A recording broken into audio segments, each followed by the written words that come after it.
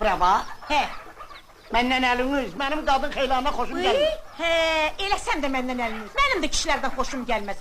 Kişi görəndə elə bil, yumurtlamayan toyuq görür. Bəs məhəbbət, sevgi, eşq, O nə olan şeydir? Məhəmməd.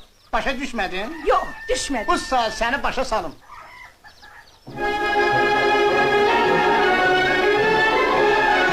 Göz qaralır, baş fırlanır, adam solur eşkiden.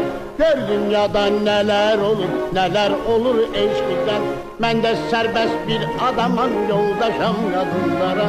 Polat şimdi yüreğim var, sevgi hara ben hara.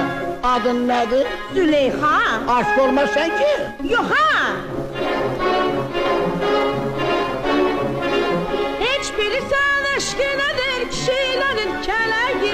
Heç bilirsən eşq nədir kişilərin kələyi. Mən sevirəm adiləm, incini yalan deməyi. Kadın kişi bərabərdir, sevgi nədir, eşq nədir. Avaralıq eləmək üçün bunlar bir bahanədir. Adın nədir? Məhəmməd. Söz mü sözdür? Əlbət.